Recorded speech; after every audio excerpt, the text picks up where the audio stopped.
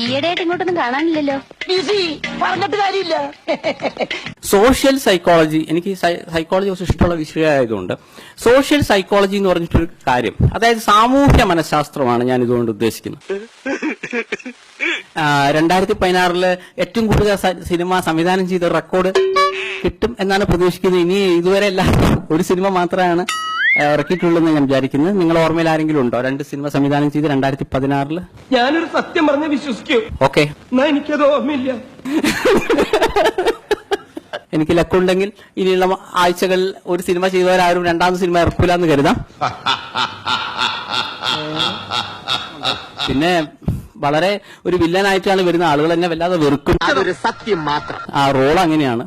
ഇങ്ങനെയൊക്കെ ഉണ്ടായി. എന്തായാലും സ്റ്റോറി വളരെ ഒരു മലയാള സിനിമയിൽ ആരും ഇതുവരെ കൈവച്ചിട്ടില്ലാത്തൊരു വ്യത്യസ്ത പ്രമേയമാണെന്നാണ് ഞാൻ മനസ്സിലാക്കുന്നത്. ഈയിടെയായിട്ട് പല റിയാലിറ്റി ഷോയിലും പോകുമ്പോൾ എന്തുകൊണ്ടെന്നറിയില്ല, അവര് സ്പോട്ടിൽ എന്നെ കൊണ്ട് പല സോങ്സും ചെയ്യിപ്പിക്കാറുണ്ട്. അങ്ങനെ ശരിക്കും സ്പോട്ടിൽ ചെയ്യിപ്പിച്ച സോങ്സിന് പിന്നീട് നല്ലൊരു ഫീഡ്ബാക്ക് കിട്ടുമ്പോൾ ഞാനത് സിനിമാ പാട്ടാക്കുന്നുണ്ട്. ഒരു കണക്കിന് എനിക്കൊരു ഗുണം ചെയ്യുന്നുണ്ട്. പ്രോഗ്രാമിന് വന്ന ഒരു പെൺകുട്ടിയെ വെച്ചിട്ട് സ്പോട്ടിൽ ഒരു പാട്ട് എഴുതാൻ പറയുകയും അങ്ങനെ ഞാൻ എഴുതിയ പാട്ടാണത് ശരിക്കും. അപ്പൊ അതിന് ഇതുകൂടെ പറയാം. ഒരു സാമ്പിൾ നോക്കട്ടെ, പാട്.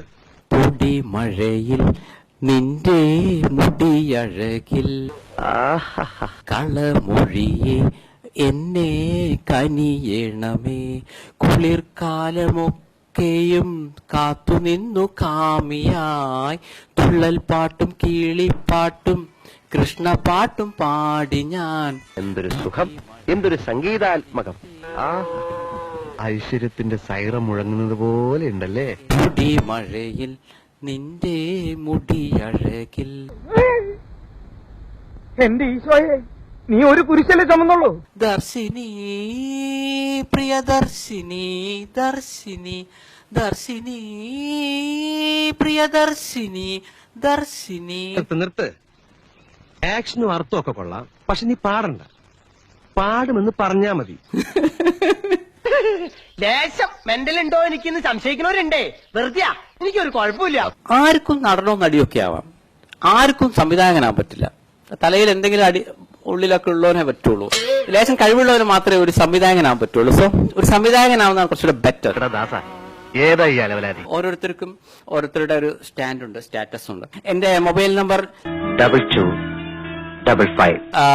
ഇത് ജനറലി ഞാൻ എല്ലാവർക്കും കൊടുക്കുന്ന നമ്പറാണ്.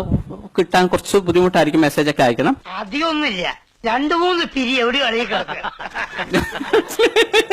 കർമ്മണിതികാരസ്ഥ മാഫലേഷു കഥാഞ്ജന മാ കബലത്തിൽ മാതേ സങ്കോസ്ത കർമ്മണി എന്ന് വിശ്വസിക്കുന്ന വ്യക്തിയാണ് ഞാൻ.